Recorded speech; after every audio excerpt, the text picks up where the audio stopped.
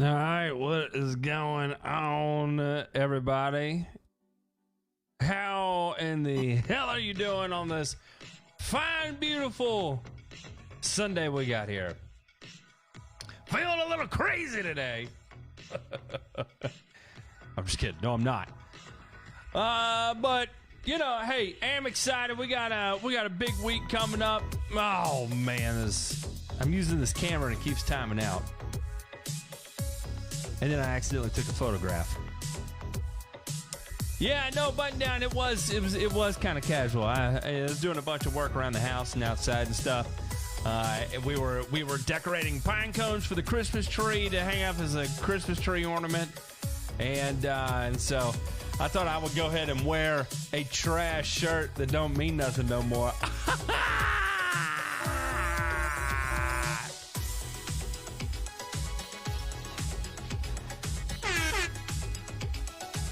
If you know what I'm saying. Zapow! Zinga! Heyo! That's right. T-R-A-S-H. Dunzo! It's out here! It's just the lighting. I did not bleach my hair.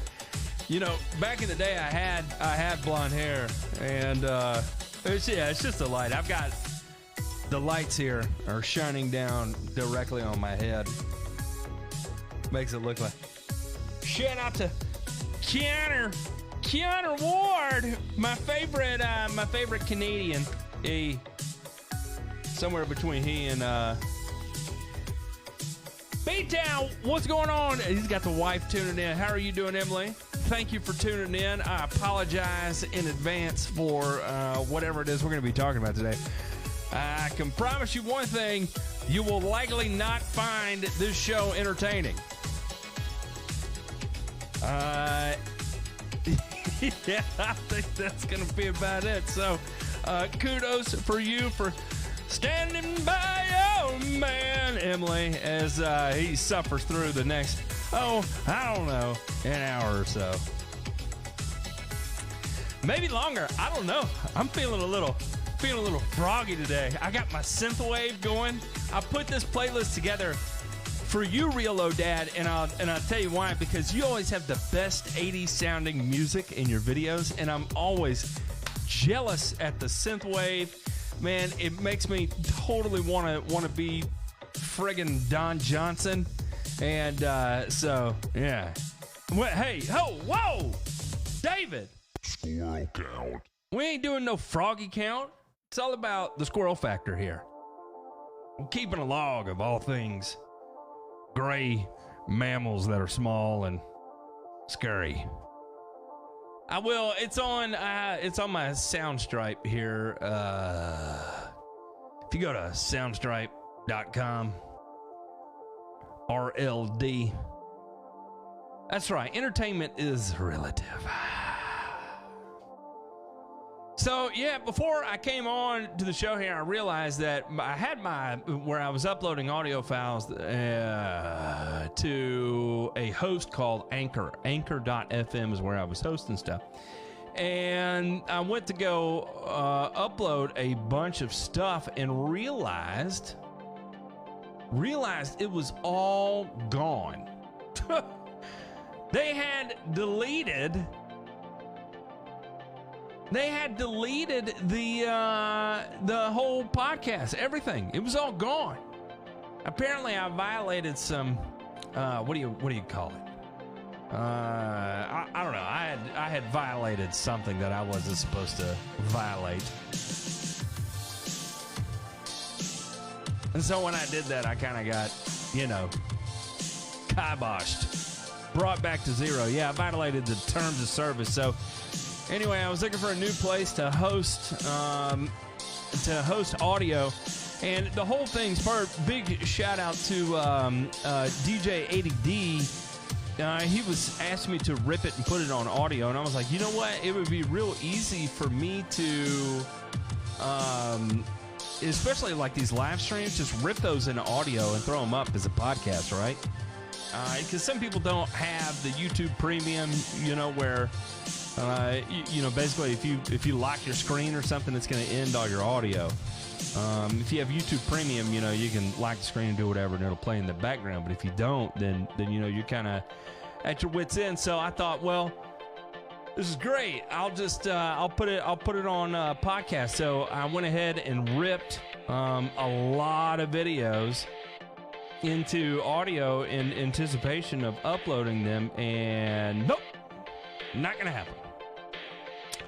So I went looking for a new host, and I think Podbean is going to be the way I go. I don't know. If anybody has any experience on that and has some input, I'm looking at Podbean. So I don't know. Who's worse, Penn State or Tennessee football? I'm going to tell you right now, Nasty Nate, without a doubt, 100%, it is Tennessee. It's got to be Tennessee. Tennessee is just so much trash right now. Even though we did beat Vanderbilt, what does that mean? Doesn't mean anything. And they're gonna continue with this, and we'll see what happens with the coach.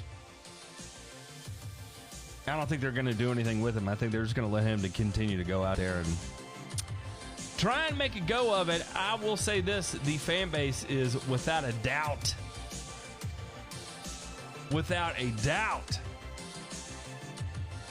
turn their back on the coach. Man, I had no idea Gus Malzahn got fired. I'm looking it up right here. He did. He got roasted. Oh, boy, is UT gonna go try and pick him up? I don't know. He's a proven sometimes winner. He's beat Saban. Get him in as a volunteer. Probably can't afford him. I didn't realize he was making $7 million a year. My goodness. Yikes. That is no small amount of money there. I like Gus, though. I've enjoyed watching him over the years. As much as I dislike Auburn, which isn't just like off the charts bad or anything. I definitely root for Auburn over Alabama, that's for sure. All right. Let's get this show somewhat kind of started. I know, hey, we're right here mid-December. Not a whole lot of turf talk that can be going on as far as real-world scenarios, but some of you are still growing grass out there, and if you're not, don't worry. You got something pinned up, let it out. You want to talk about something outside of lawn care? We'll dive into it. So the name of the game this is an open format, meaning you ask questions, I will do my best to provide answers. Please understand, I am human, I am fallible, I do make mistakes. Sometimes I'll think I'm talking about a cool season grass and make a recommendation for a warm season grass, and the herbicide that I make the recommendation for may be phytotoxic or even kill the other plant species that I'm talking about. So please double check, fact check me, because I'm fake news. Scam alert. Scam alert. Also, the way this typically works when I say open format is, you provide questions, I answer them. I start at the top of the chat and I work my way all the way down to the bottom. Understand that takes time. When I start at the top, it may take me 10 minutes on the first question. And it may take me 10 seconds on the second one. It may take 32 minutes on the third one. And so if you're the third or fifth question and I haven't seen it yet and I've been talking for an hour, I apologize. It is not by design. Kinda. It's not on purpose. I'm not intentionally ignoring you. If I skip your question, please forgive me. I'm not scripting any of this. This is just a free-for-all brain vomit into the interweb microphone here. So I do make mistakes. Like I said, well, kind of.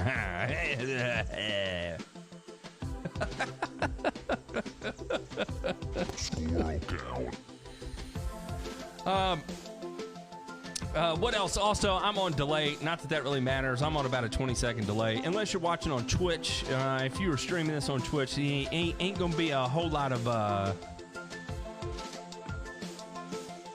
Whoa, Charles Hurley just throwing some information out here. I don't know about any of that. So, all right, let's just break into the show. All right, so I'm going to start right here, and then I'll work my way up and then go back down. Charles Hurley said he heard that Speed Zone was changing the formula for the red label to water-based. I was already on the verge of moving away. Does this seal the deal? First off, I think is Speed Zone red label, is that Speed Zone Southern, or is that just the regular Speed Zone? Because I don't know what the red label is. I thought they all had red labels. Let me see here. This is PBI Gordon Speed Zone. This is a red label. This is 2,4-D ester, Mecaprop, and dicamba. Now, the Mecaprop and dicamba are not ester-based formulations, but that's always been that way. Let me see. PBI Gordon, Speed Zone, amines. I'm not seeing any kind of news release from PBI Gordon on this. I'm looking at their website and their statements on it. I don't see any news. Some interesting goosegrass control plot comparisons. And I don't see anything on the information sheets. No. So in all honesty, I do not think that's true. It could be, but if it is, shoot me some sources on that so I can do a little digging. But at first step here, I don't see that actually taking place. That could be one of those crazy rumor mills that get started. It's kind of like somebody told me, what was it the other day? It was a PBI rep here that mentioned it. Man, that is really bizarre. I have no idea. I'm not seeing anything about it online. If it did go amine, I probably wouldn't think much about it. But here's kind of the thing: is that me personally, I have rolled my own Speed Zone for years, so I've never bought the name brand, and this would not encourage me to buy the name brand. I would continue to make my own Speed Zone, and that would just be the way I would go about it. There's nothing against PBI Gordon. PBI Gordon's a great company. They've got a fantastic catalog of products, but if I can save 20% or 30% on an application, I like to do that. So that's just me, so probably not a deal breaker for me because I was never buying it to begin with. But I can see where that could psych you out, but I wouldn't think too much about it until you know for sure, until you see on the label where there's no more petroleum distillates, there's no more 2,4-D ester in it. But until then, if you feel comfortable using it, if you've had good luck with it, then continue to go with it. If you haven't had good luck with it, you want more variability, more control over it, then, roll your own. Go get your own 2,4-D ester. Get your own Vanquish or Banville or however you want to do it, and put it together yourself. It's just what I always did. I'm not saying it's the right thing to do. I'm just saying that's typically what I did. All right, now let me go back up here because I believe Mr. Bill Camillo actually was saying something here. Yes, here he is. Any benefit to using K-Max 0030 from now till March? Central Florida, blackout is coming January 1st to March 31st. Lap app on November 1st was 0.48 pounds of N from Carbonex Plus K-Max. So is there really any benefit to it? It could be. So you can kind of like force harden off the plant by making an application of something like K-Max and then starving it of water. So that would, if you feel like the plant is not very hardened off, it's still feeling a little, you still got some frost damage, but 90% still green. Yeah, you can harden it off by going ahead and doing that and probably stop some frost damage from occurring. So it's totally up to you. Me personally, if I had a wild hair at my rear end and I was literally trying to combat damage from frost, I would just look for where I've got a cool day coming up in the forecast. Go ahead, make my application, starve it of water a little bit. That plant should harden off pretty good and help resist some of that onset of frost. Now, for those of you nerds that are trying to delay dormancy of Bermuda grass, it's one of those things you can do. Calcium nitrate would be a good one. Potassium nitrate would be a good one. Potassium acetate would be a good one. Applying it before a frost will likely keep it will keep frost from forming on the grass. It'll act as kind of like an ice melt in that type of scenario. So, there you go. It's just, yeah. That's what we got. Yeah, I will do that, Billy G. I'm gonna throw it in the Discord. I'll throw that in there. That roll your own cheat sheet. All right, let's see. Where else am I? Yeah, Mr. Camillo. What about Speed Zone on semi-dormant Zorgia surfactant? Yeah. So you can apply Speed Zone on semi-dormant Zorgia, no problem at all. Do you need to include a surfactant? Probably not. Speed Zone still, it's got a little hot sauce in it, with that additional carfentrazone and your 2,4-D ester. If it's one of those things, I would follow whatever the label recommendation is for the solo cups. Thank you, Aaron. Unnecessary. Actually, I've got I'm back on the Propel lemon here. I ended up finding a bunch of those that I didn't know we had. So back to doing that. Trying to stay off the sugar. Trying to lose a little bit of weight. Oh, it's tasty. That is tasty. To be honest, I haven't read the Speed Zone label in so long. I do not remember what the label recommendation is with the surfactant. But with it being cooler, I'd say go ahead. If it is in the label that you're fine to. Let me see this. Surfactant. The turfgrass tolerance to this product may vary, and temporary turfgrass yellowing may occur on certain varieties of hybrid Bermuda grass. Environmental conditions to certain spray tank additives, including surfactants, liquid fertilizer, and tank mixtures containing other emulsifiable concentrates, may reduce the selectivity on the turfgrass. Okay, so that's the big inclusion there on surfactant. Then, if you don't want any potential for the mild case of discoloration, then do not include it. How about that?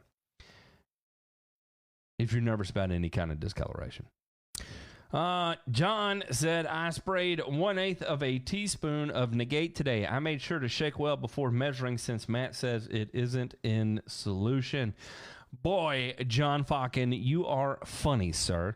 For those of you that don't remember, that was one of those things that whenever you come across Negate herbicide out in the wild, okay, out in the jungles of the world, when you come across Negate herbicide, you have to mix the entire contents of that product before you make your application. So you have to mix in acres where then you can dilute it into your spray tank at whatever rate is necessary for you to make that application.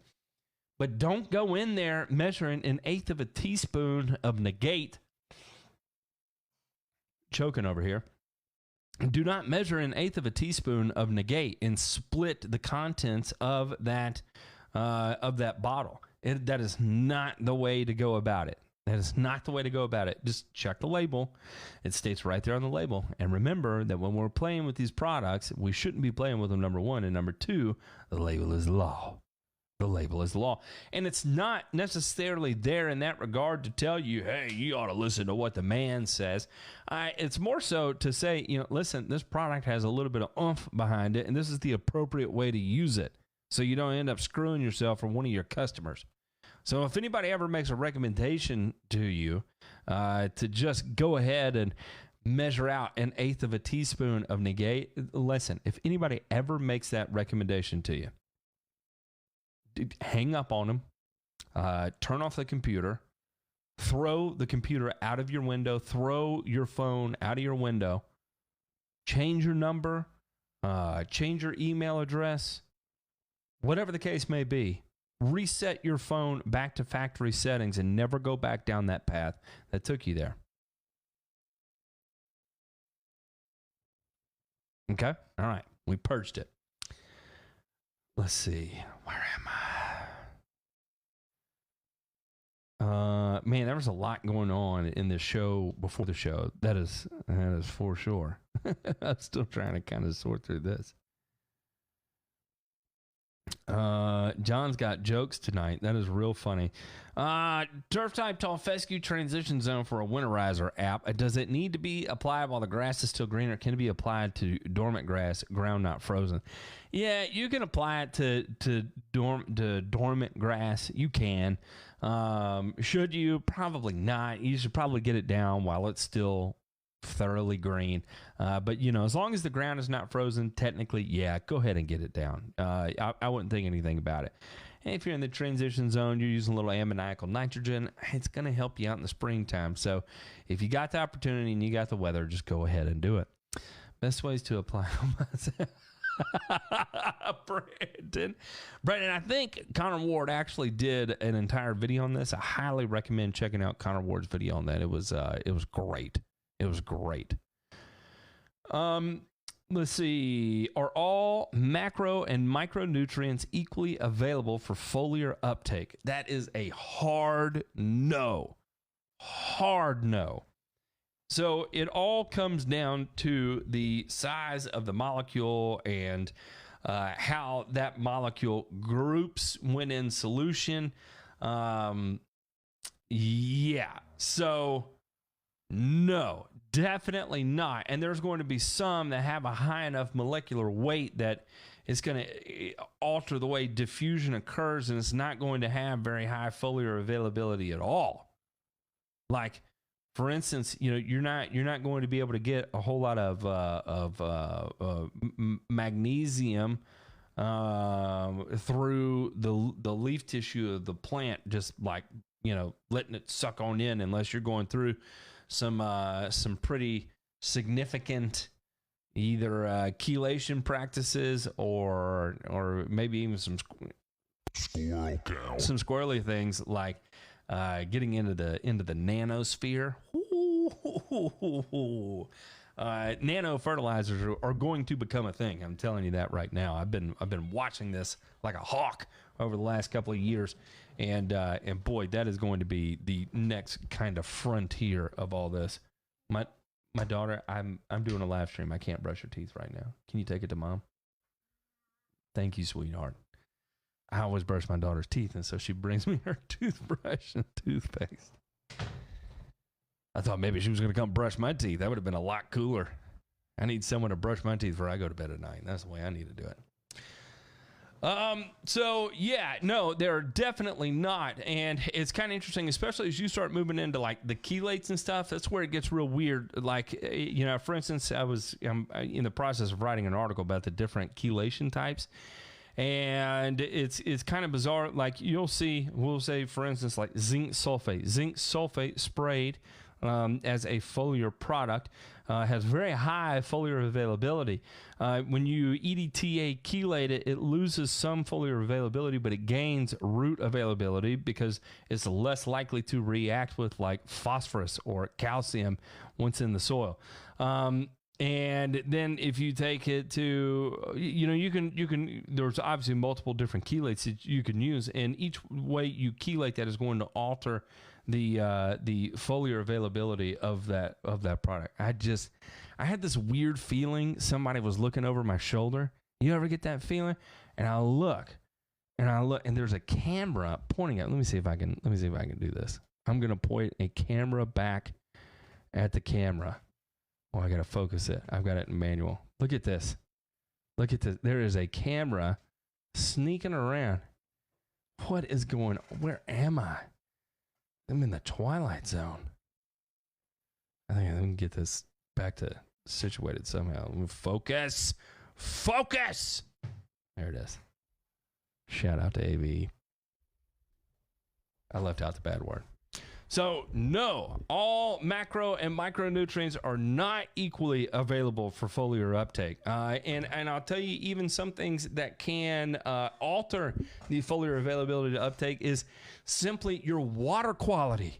Your water quality will probably have the biggest influence on foliar availability in the short term compared to any other like formulation modification that you're making or whatever. Just simply your water quality. If you have high carbonates in your water, let me tell you, you are eliminating a lot of that foliar availability that you're going with. So definitely, without a doubt, short answer, no, not at all are they equally available.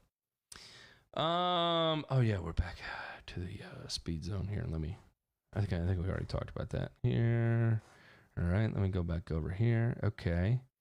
Got my first snow on Friday night. What can I apply now to prevent the winter weeds and snow mold under? John. Turf nerd.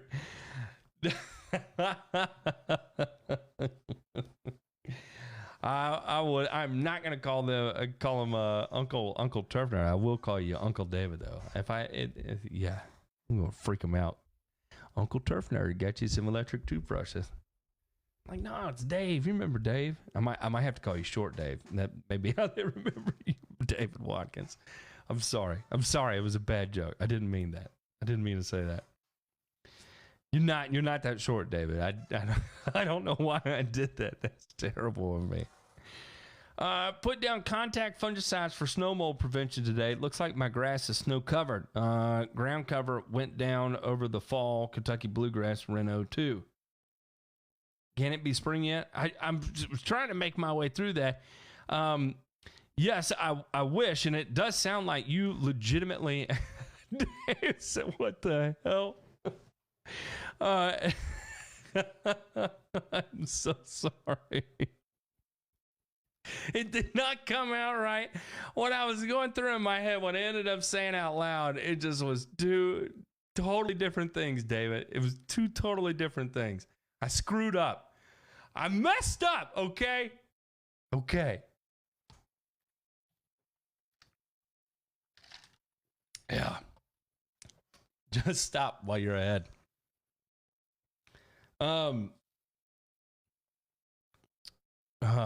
Let's see. Okay, I'm checking over here on multiple monitors. I need to stop doing that. Let me keep going. How many shows are going on here? I don't know. There's a lot going on. Let's see. Where was the next one? Should I apply a fungicide through winter turf type tall fescue West Key? No, there's no reason to apply a fungicide through winter for tall fescue. I mean, unless you have a history of things, dealing with like snow mold or something, under no circumstance would I do that. I mean, I would have to have like a long history of using of snow mold for me to even consider doing that. So no. I think it's silly. I think it's overkill. I see so many people do that, and that is just such bad practice.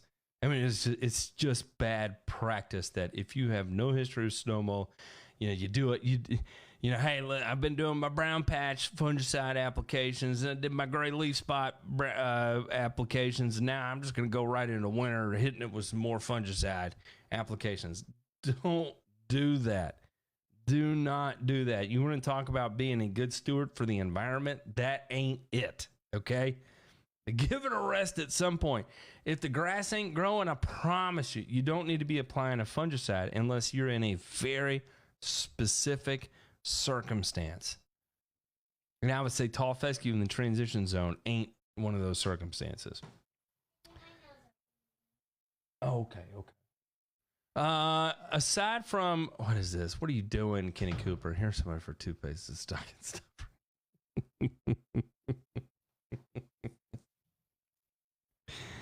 I'll put it in there. Aside from what your soil test says, which subvert products need to be in everyone's rotation? It's hard to say. It depends on what kind of level of maintenance you want to apply to your turf, right? So how do I answer this correctly? I don't even know if it correct is the right way to do it. So if you're, I feel like MFT is a good one that if you just want to see some visual results from, you can go out, you can go spray MFT. You can feel good about yourself. You're going to see things turn green, and you're going to be able to tell things are happening. If you want to put together like your own liquid formulations, any of the subvert products from the raw materials side, you can basically put together whatever kind of formulation you want there. You kind of got access to a wide variety of different inputs in a liquid form that you can kind of pick and choose based on your soil test. But in terms of like the biostimulant parts of it, I tell you one of the new ones that's going to be a real good one is SAMP, which is a full micronutrient package with salicylic acid. And if you feel like doing some research, you can hop on down the soul train of salicylic acid in turfgrass. Yes, it's also in your clear sill, but it is also a SAR elicitor in turf. So that is definitely a good one to take a look at. MFT, of course, is always a great one. And, you know, basically MFT is just D10 and D10 plus with micronutrients in it. So if you're applying your micronutrients in a certain from another product, then you can get D10 or D10 plus and add your own micronutrients to it. And so yeah, I mean that's kind of it. If you're interested in like glucoheptanate chelation stuff, then there's some availability of different products with glucoheptanate. If you want to spray calcium nitrate, yeah, you got some calcium nitrate that you can use. You know, if you're in a low pH area of the United States and you want a non-acidifying nitrogen source, then you can go out with some calcium nitrate, and that's going to work great for you. So it's kind of hard to say because there's a lot of different products, and it's more designed for taking a look at a program and then being able to plug and play different things based on your individual scenarios instead of just everything else that's going on. And by the way, for all the homeowners out there, that's right, you can go to reallowdad.com and hang on, let me do this. I'm gonna take this link. Yes, right here. Use the code baby it's cold outside. Baby it's cold outside. And you can get 20% off everything store wide. On the subvert products, at least.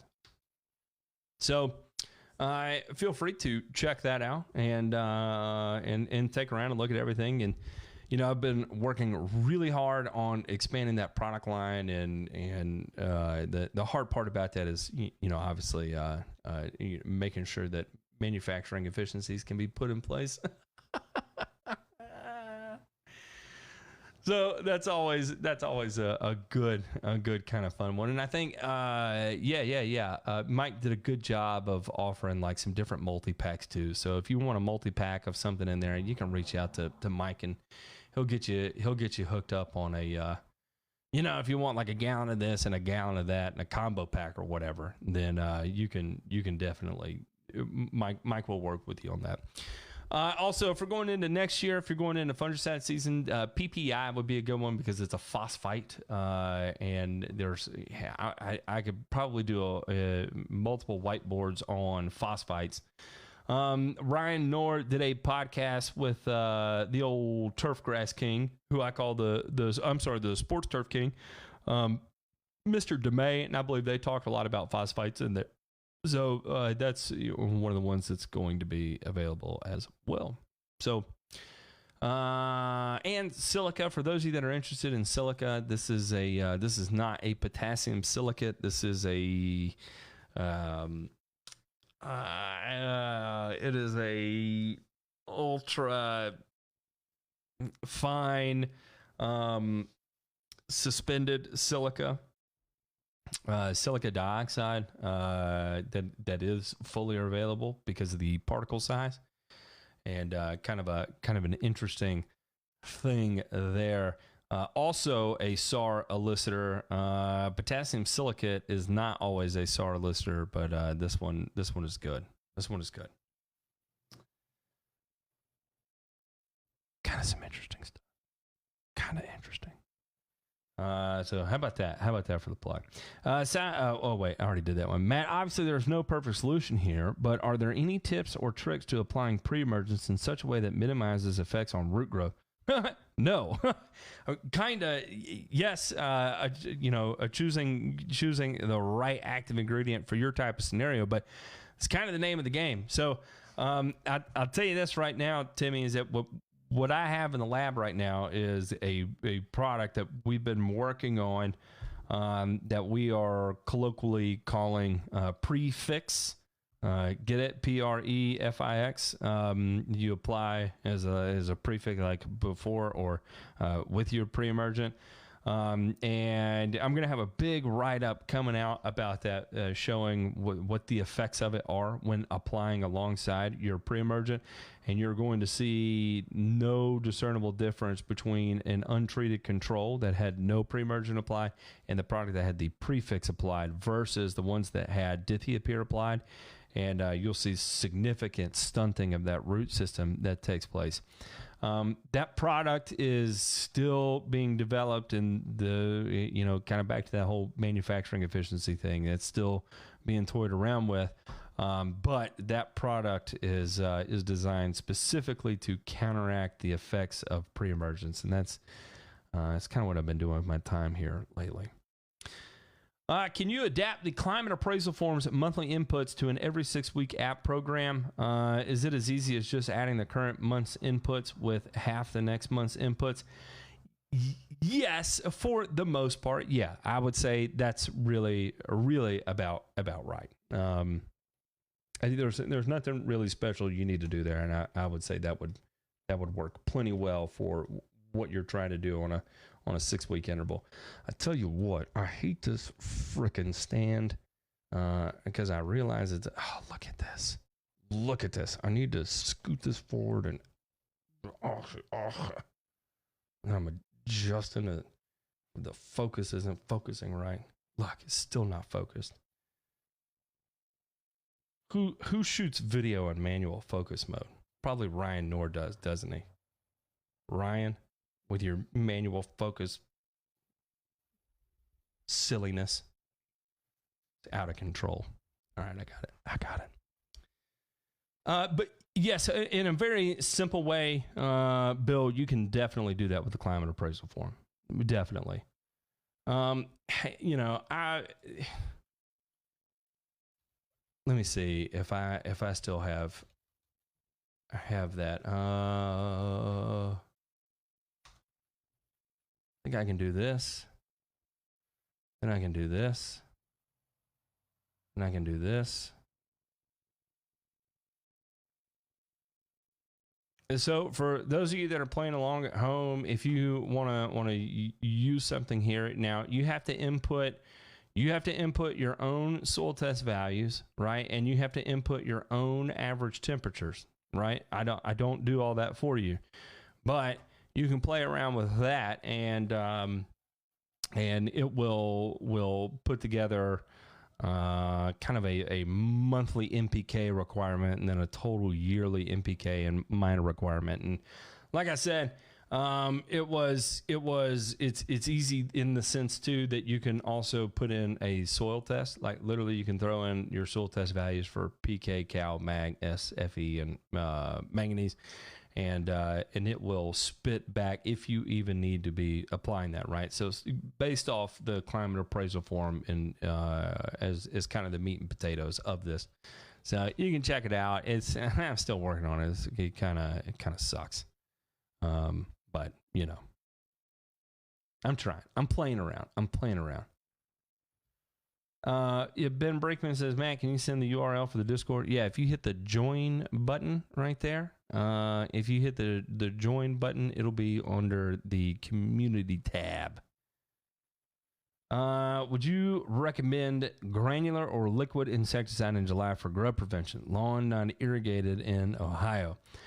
If you are not irrigated and you cannot time it with a rain event, then I would apply it as a granular. But if you can time it with a rain event or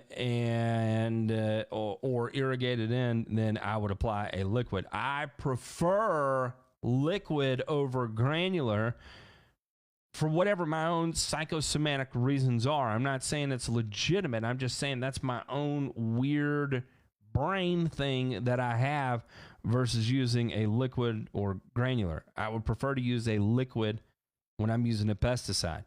But in your type of scenario where it's non-irrigated and say you're not going to be on it, you don't have control over the rainfall or over obviously there's no irrigation. You don't have control over what day you're going to be on that property. Then yeah, I would just play it safe. Go with a granular. Buy you a little time there. Necessar. I'll tell you what's necessar.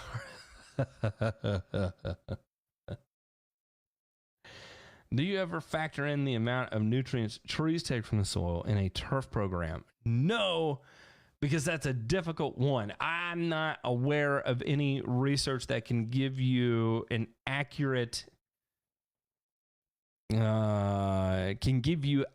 input on how to predict that.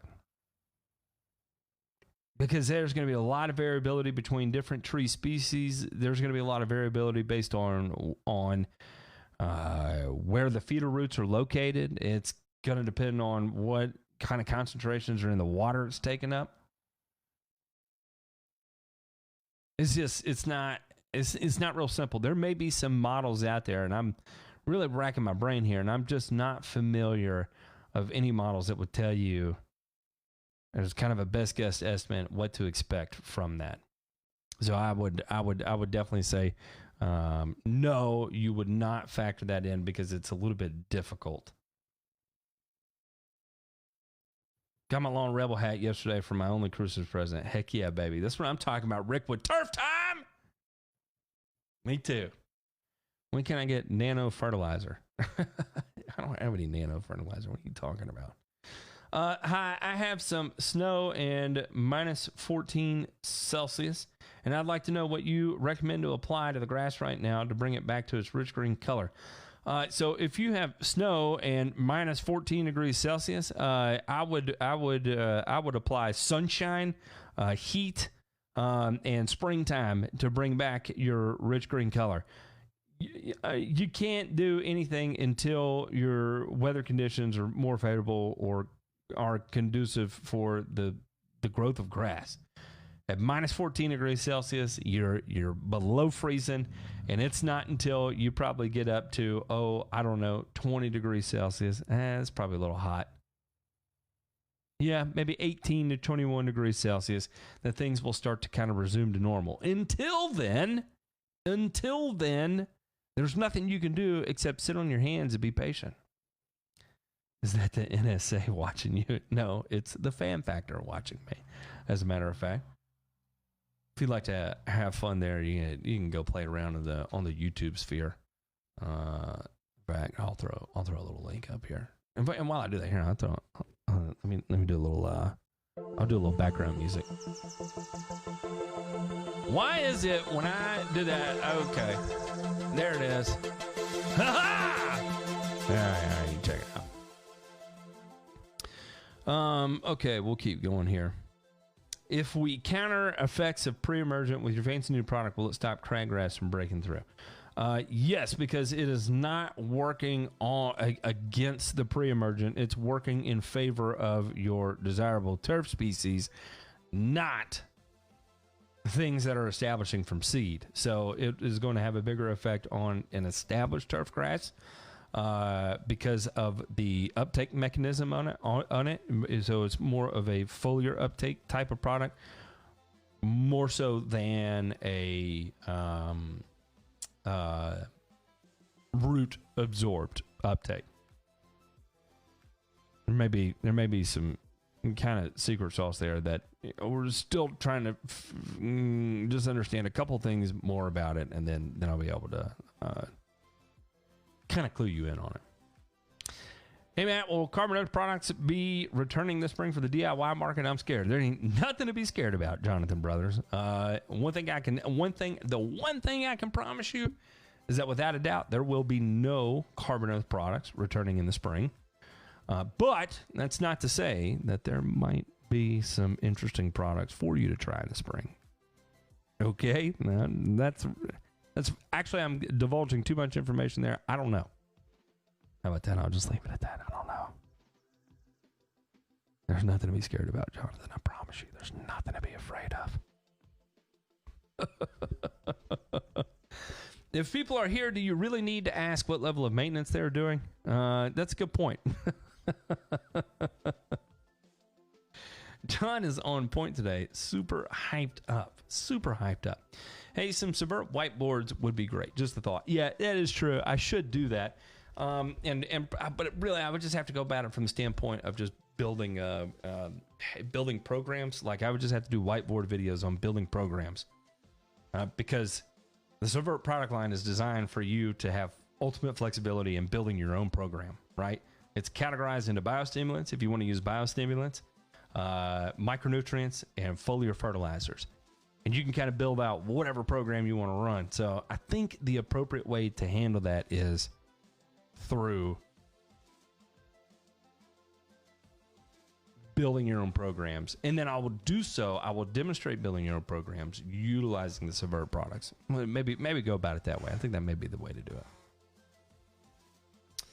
See a lot of talk about guys putting burnt wood ash in the yard. Is that any good? Yeah, I mean, it's ash. So, probably got some potassium content in there, a little bit. Is it going to do anything special for you? Probably not. Is it going to hurt anything? No, it's not going to hurt anything. So by all means, if you feel or just like you absolutely need to do it, a ran, then get after it, sir. All right, where am I here? Ryan Orr is an expert on all the YouTubes. See, I told you. While running PGR on Bermuda grass, is it okay to apply Monument nutgrass problem? I watched your Reno video when you were fighting Dallas grass and you said tribute total caused an issue. Yeah, so when you're applying a PGR, right, so you are suspending upward growth of the turf grass. So if you apply something that causes discoloration of your turf grass, it normally repairs that damage by growing it out. So the growth of that grass will grow out the damage, and then new undamaged grass will replace it, right? And then it's gone. Well, if you apply a PGR and it's not growing up, then that damage isn't growing out, and it just tends to linger. So it's kind of the same thing there. Like, yeah, you can do it with Monument. Just be careful with your rate, because it can cause some discoloration, especially if it's... Thank you, sir. Thank you. I will get to work on something like that. I think we can definitely do that. For sure. I think that'd be a fun one too, wouldn't it? I think that'd be kind of a fun one. Squirrels irrigate my lawn for free. So yeah, just be careful when you're using an herbicide that causes discoloration in combination of having grass that's under regulation, because it just takes so long for it to recover. Brad Tharp says, my zoysia has almost checked out. I've had weeds break through the pre-emergent app, or they weren't noticeable while the grass is green. Is it safe to run an app attribute total to target the green weeds? Yeah, you can. I wouldn't worry too much about tribute total. Is that the ideal herbicide for this type of scenario? Probably not, just because of how broad spectrum a tribute total is. That it would be great, like if you had some POA in there and a little bit else, and you needed a broad spectrum herbicide to get a big cleanup, then yeah, I would probably reach for tribute. I'd get that. But in your type of scenario there, you got a few, I'm assuming you got a few broadleaf weeds that broke through, maybe some henbit or something.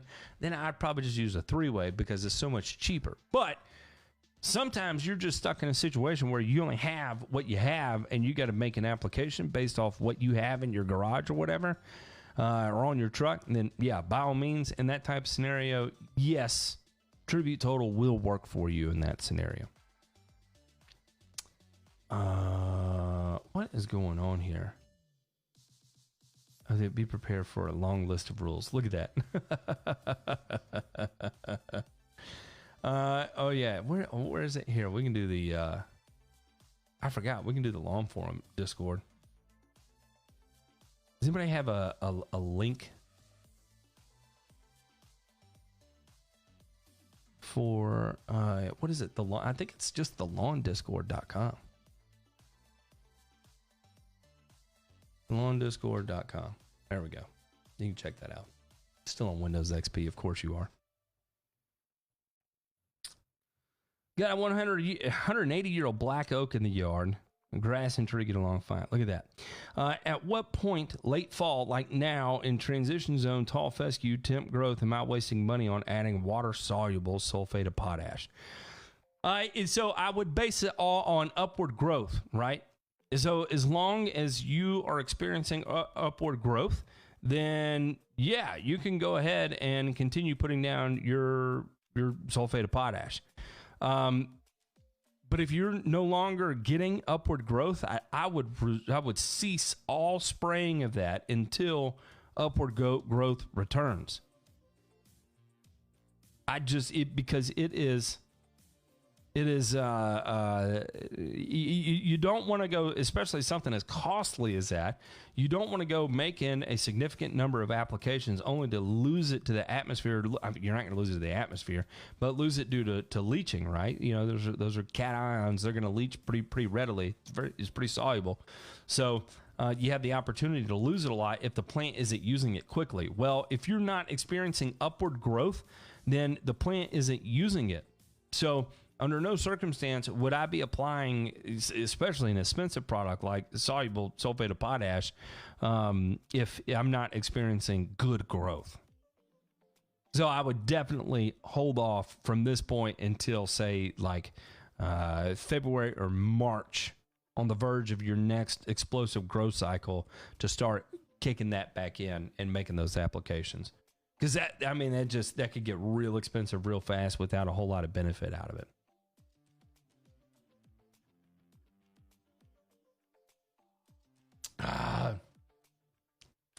I want some of that pre-emergent killer. Take my money. Because that means I can use Pennant Magnum. So as of right now, tell you, I've only used them with dinitroalanines. I have not done it with Pennant Magnum, but that would be a fun one to test too. Noticing rust orange color going up the trunks of a tree and some shrubs. Is there a good way to get rid of this? Well, it depends on what it is. You say it's a rust orange color, but is it actually rust? Is it actually a problem, or is it just like the formation of lichen on the side of the tree? No lie. Seriously, what I would do first is try and just wash it off with water. Maybe hook up your pressure washer, and don't get in there and just start, railing like you're pressure washing concrete. Stand back, give it a little bit of space where if you could spray yourself and you would be comfortable, give the kind of the same treatment to washing this tree and trying to get that material off. You'd be surprised at how many problems you can rectify on a tree or a shrub simply by just washing something off. Even including insects, for that matter. I have washed away many insects. I've washed away foliar diseases like honeydew, where you start getting the honeydew and then it starts leading to other problems. Yeah, get out there, wash it off. You'd be surprised at how much that delays potential disease issues from actually taking place. The only maintenance I'm doing is repairing holes that these damn squirrels keep digging. Look out. It's December in Indiana. They should be hibernating. I tell you, but listen, the squirrels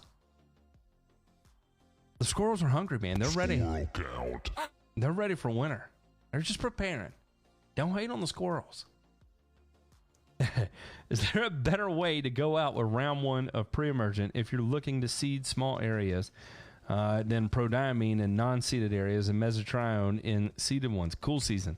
Unfortunately, no. not really. Unless you just skipped round one pre-emergent altogether on the ones you're going to be seeding in the spring. And then picking up on pre-emergent on those applications on round 2 and then round 3, right?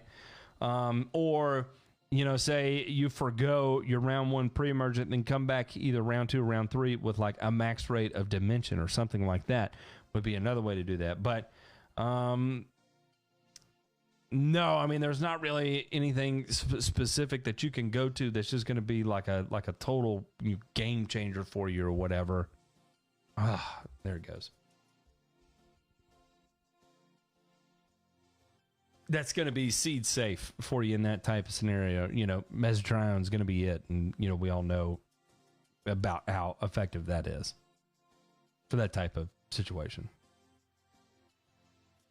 I bounced around here. Okay, we got, what is this? What is this? I had to do a clean Windows install, and my recovery disk has Windows 8.0. Will I be done with my computer set up before spring green up?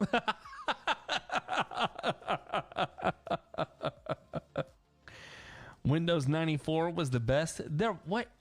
John, there was no Windows 94. Come on.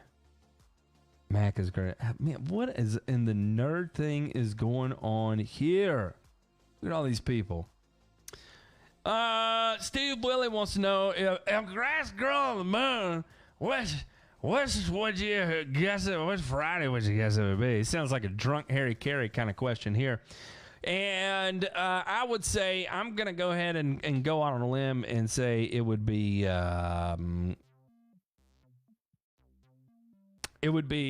perennial, or it would be perennial ryegrass or Poa annua. One of those two. That's it.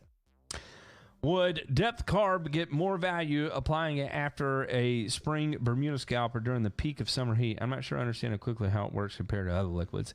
So, you know, I'll kind of tell you, like on the agricultural side, it's used as like an organic starter for like the spring, you know, when things are going to start busting out in the spring. So I would say after a Bermuda scalp would be better than peak summer heat. Peak summer heat, I would be transitioning over to more of the peptide stuff than more of just the amino acid stuff.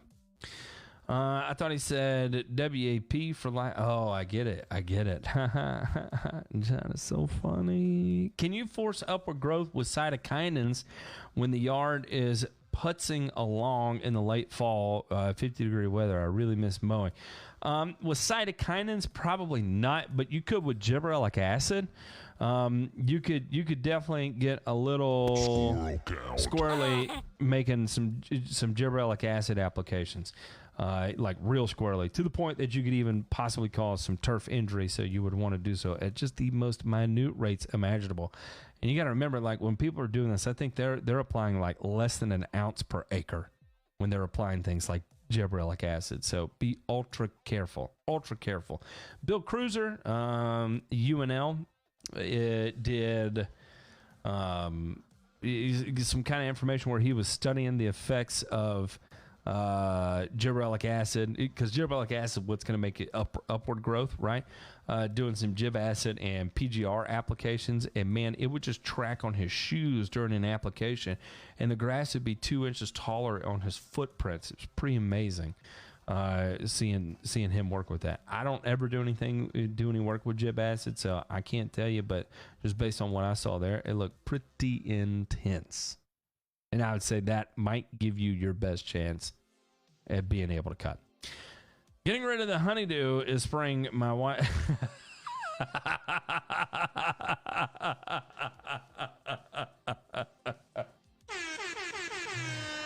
You might win. Speaking of squirrel, did you ask which one they like? Oh, no, that is funny. Dang it, Asami, I forgot to put together that poll. I had all this time and did not do it. Hang on, let me see here. First things first, she added a new, I don't know how many people have seen the videos and things we have over on the Fan Factor, but if you do go check it out, one of the things you will see is that I attempted to draw a wildlife scene. I was going to do it. We were doing these little Christmas trees, and I was going to draw this wildlife scene on one side of the of the Christmas trees. And so I started with a cat I just started with a cat, and then I just kind of went from there, and it horrified my wife in one form or another. So if you want to check that out, you can check this right here on Teespring. And these are my legit drawings. My wife scanned those and put them onto this coffee mug. The one in the top left, originally I was trying to do an eagle, and it turned out very poorly. I added an extra leg to the stickman, and the stickman is riding a German Shepherd. I was trying to draw a German Shepherd, and then that's a spotted cat that's going oh or ah. I can't tell what he was saying, but he was definitely making some noises, and he had blue lines instead of spots. I don't know. That was just what I came up with. That was my drawing. And then let me see here. She was doing some different designs for the Asami. Can you send me those? Did you send them to my the Grass Factor email or something? If you send those to me, I'll go ahead and throw them up on the screen right now, and we'll kind of go back after the show and analyze which ones you think. These are these squirrely t-shirts. I believe we have 4 different variations here that we were playing around with. So let me head over here and take a look at this. Oh shoot, that's the wrong email address. That's my dummy email address for when I need to go ape nuts over on Spacebook Face Crack. Those are up there with the Bono Surf t-shirts. All right, let's see here. Yes. Okay. So I'm going to start throwing these up on the screen. And they're going to be in order from left to right. What is this? Where did it go?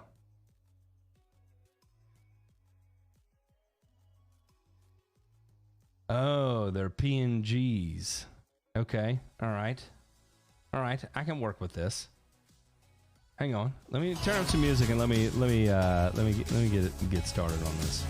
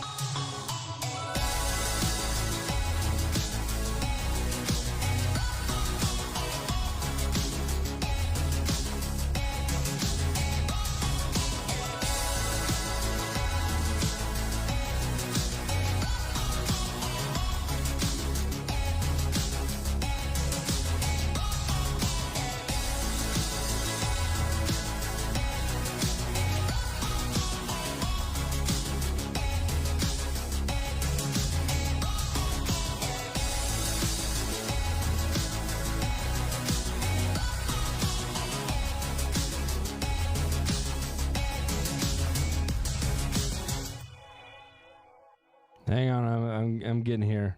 Stay on track with the music. It's coming. Don't tell me I got to the end of the playlist. Of course I did. All right, let me go.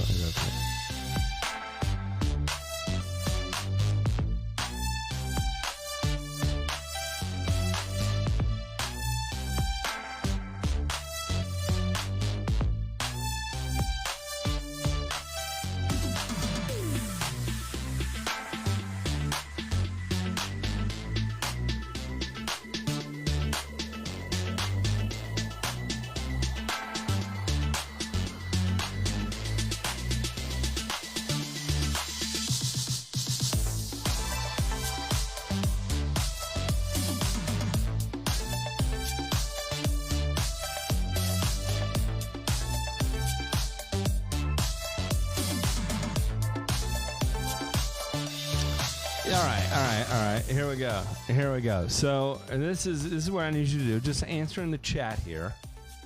And the way this is going to work is a little bit squirrely. Top left is going to be number 1. It's a little bit squirrely. Top right is number 2. Number 3 is directly beneath number 1, squirrely. Number 4 is a little bit squirrely. And then number 5 is in the bottom middle, a little bit squirrely. So just answer in the chat, 1, 2, 3, 4, 5, which design you like best. There's no right or wrong answer here.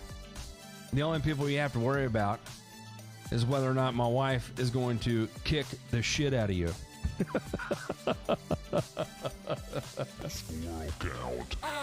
I'm just kidding. She would never do such a thing. I would get my ass kicked.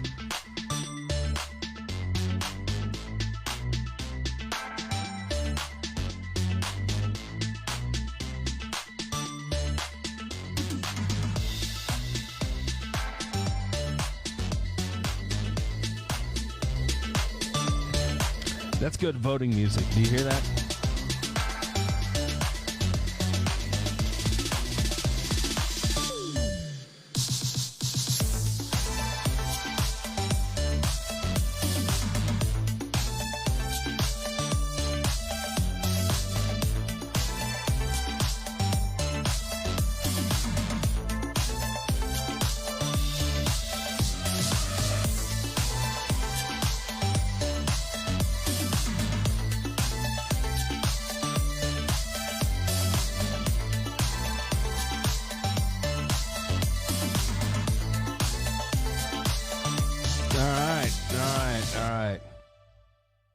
I think we got it there. That was I think that was a pretty clear number 3.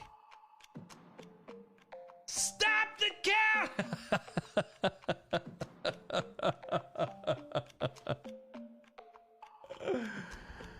Yeah, web education, when it comes, I mean, that's one of those things, man. Firing up the old pressure washer and giving a tree and shrub a wash light, you would be stunned at how much it can solve things. I mean, even like quickly, especially you put a little bit of soap in it. If you got one of those things where you can suck soap into it while you're making your application, I mean, you can put just a little bit of soap in there and go spray like white flies or something, and that soap will kill the white flies. It's actually incredibly versatile what you can do with a pressure washer on your trees and shrubs. It's kind of an odd, squirrely thing there. Nicholas Polio said, did I say that right? Is it pronounced polio? I feel like, I don't know. I just feel like it's not. It's got to be polio, right? If you had to implement a bare bones program for a large, cool season playing surface, cool, what would you prioritize? I'm stuck with a very limited budget and have the whole year to show basic results. Oh my goodness. On a playing surface? Okay, so this is what I would do. 1 and 2, pre-emergence.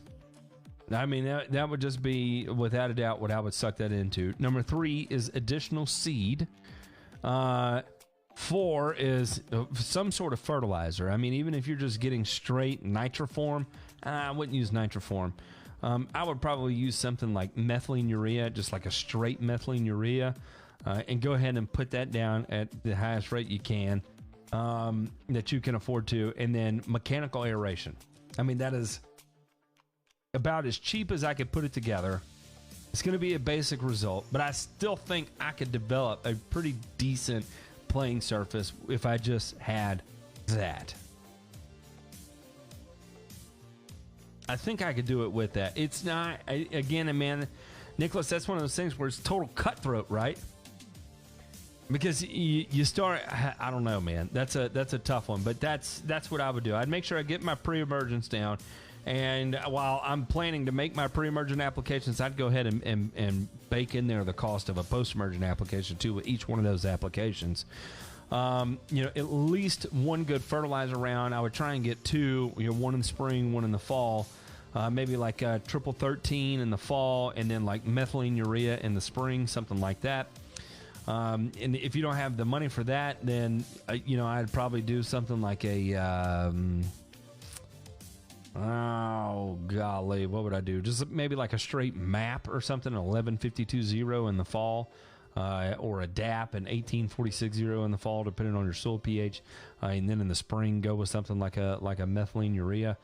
It's hard on a playing surface. I definitely want a lot more potassium in on there. And I don't know, maybe you can budget in a few sprays of potassium to help out.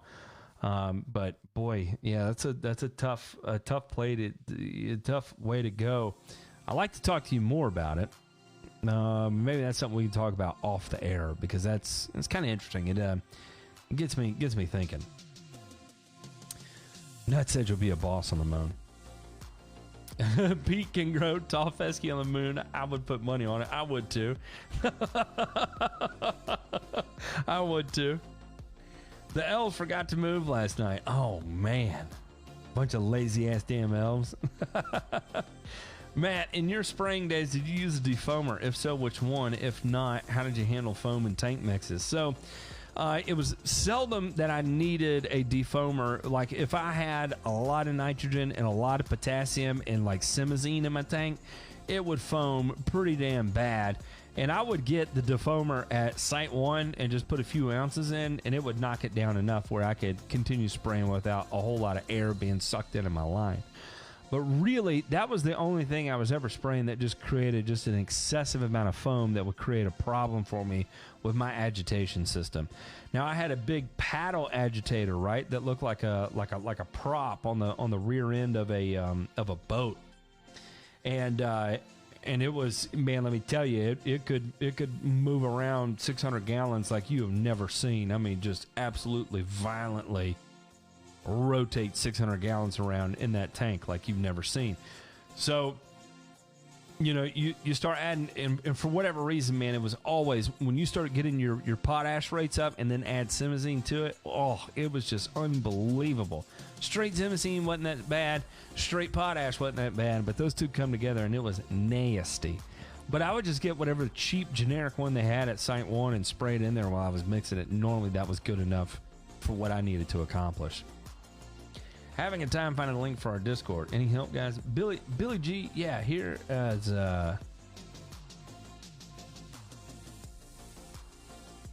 I'm gonna plug it on the top of the community tab. How about that? Let me do this. I can do that right now, as a matter of fact. I'm gonna go here. I'm gonna do this. Hang on, listen to some music real quick.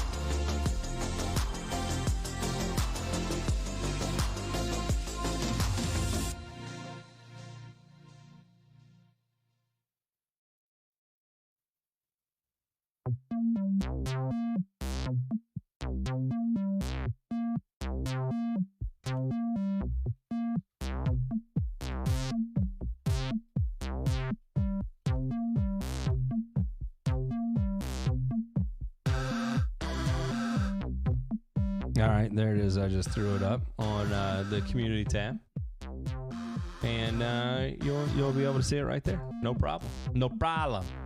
No problem.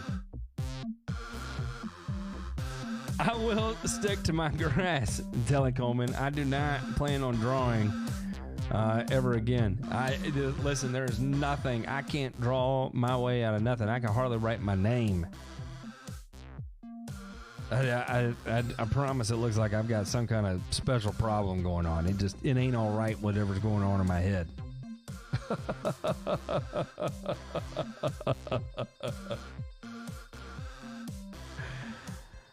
Looks like 3 is ahead with 1 behind it. There we go. Number 1 and 3. Yeah, shoot me an email, Nick. Man, maybe we can hop on a Zoom call and see what we can get figured out. This is Pete from DC out there. Hope you're having a good day. I'm here on the moon. Elon Musk flew me up here, and we're gonna grow some tall fescue, and boy, it's gonna be pretty. As he drinks a sun drop. It was funny. I was talking to Pete the other day, and I had messed up on something I sent him, and he told me, good gracious alive, he told me that I needed to have a cup of coffee, or better yet, a sun drop. And I was like, man, that is the most Pete statement he could have thrown at me there. I've never been recommended. Go get you a sun drop. We'll get you fumbling all over yourself this morning.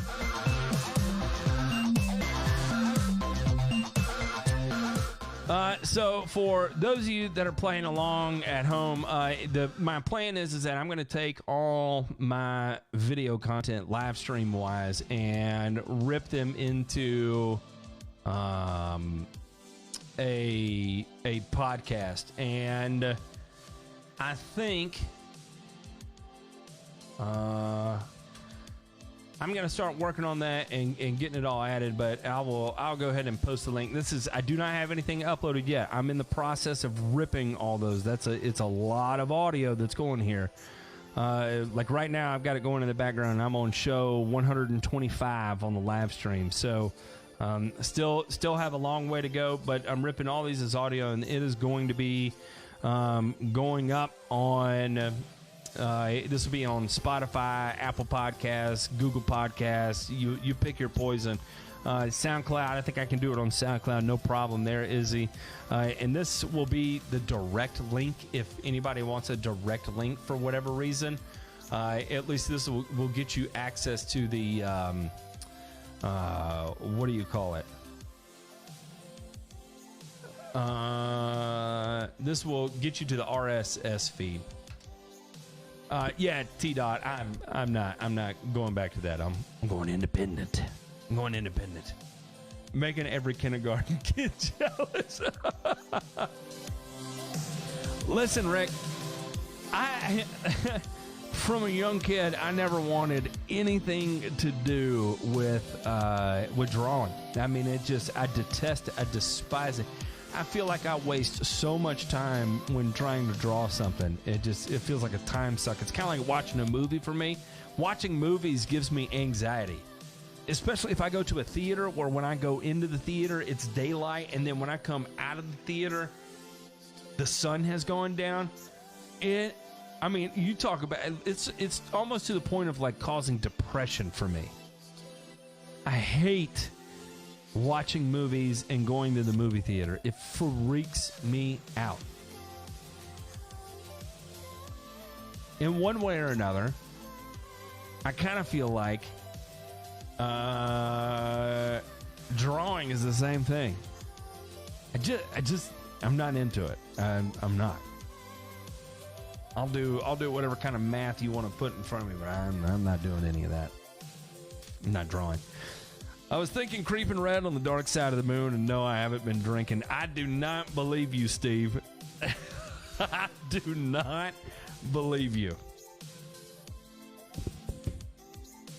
Clearly, you've been listening to some Pink Floyd as well. Are you sure drinking's all you're doing over there, Steve Willie? I'm concerned about you. Did you grab the wrong CBD? All right, it is 10 o'clock at night. I probably need to call this. I think my wife got all the information she needed. Go check out the Fan Factor on YouTube. We're always having fun over there. I want to say a big thank you to everybody. You know, we got a Christmas tree and everything, and none of that. I mean, you talk about saving Christmas. I got to say I owe it to the community, and I'm very ashamed about it. And so I'm probably not going to say anything else about it, but I just want to say thank you to the community for all the help you gave us. It's unparalleled.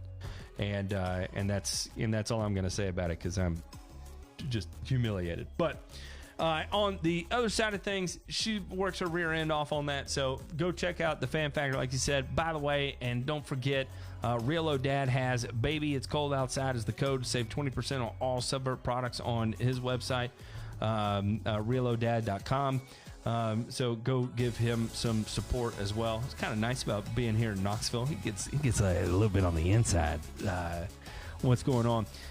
This week I'm on the road again for a few days this week, but I'm still going to try and do another Pick the Doc's Brain. So if you have questions for Pick the Doc's Brain, feel free to email those to me at thegrassfactor@gmail.com, and we will get down and dirty on those questions when we have one this week. And I know we will have one this week. I just don't know what day it's going to be. So stick around for that. In the meantime, y'all have a fantastic evening. I hope you had fun hanging out tonight. Sorry we ran a little bit long.